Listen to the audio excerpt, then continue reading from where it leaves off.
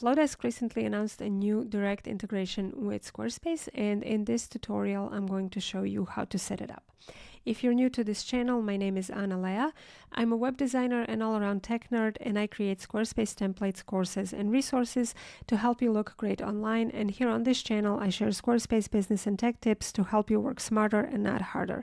So if that's something that interests you, hit the subscribe button. And now, without further ado, let's dive in. So the first thing you're going to do is you're going to log into your Flodesk account, and then you're going to click over here where your logo or profile picture is, and you're going to click on integrations, and then you're going to scroll down to where it says Squarespace. Then you're going to click connect, and this is going to ask you if you're not already logged into your Squarespace account. It'll prompt you to log into your account, and then you will be able to choose which site you want to connect to Flodesk. Now, you probably won't have as many websites as I do, but I have a lot since I am a contributor on a lot of websites. So we're just going to scroll until I find my actual website. And once you choose the website, it's going to prompt you to connect Flodesk and to allow Flodesk permission to view the name, address, email, and marketing preferences and other profile information of your customers, subscribers, and website users, view order and fulfillment information, view customer information, and view product and associated store page information. So click allow,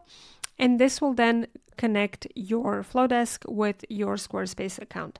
Now, once this happens, Flodesk will create a new segment in your account, and it will pull all the order information on your Squarespace website. So if you're selling something on your Squarespace website, once somebody makes an order, they will be automatically added to your Flodesk, to that Flodesk segment, and then you can create a workflow that triggers a post, follow-up, purchase. Now, a few things to keep in mind with this integration is that all the previous customers or people who have signed up or purchased from your website will be automatically pulled into this segment. So if you have people who have unsubscribed or opted out of your marketing emails on your Squarespace website, you will have to manually remove them from your Flodesk account as well. And another caveat is that you cannot actually trigger separate workflows for separate purchases on your Squarespace website. They will all get added to the same segment within Flodesk. However, it's still a nice way to follow up with your customers and to create a post-purchase follow-up sequence.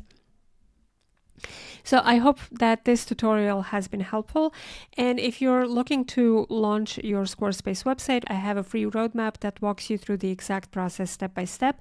I will leave it linked in the description down below, and I'll see you in the next video.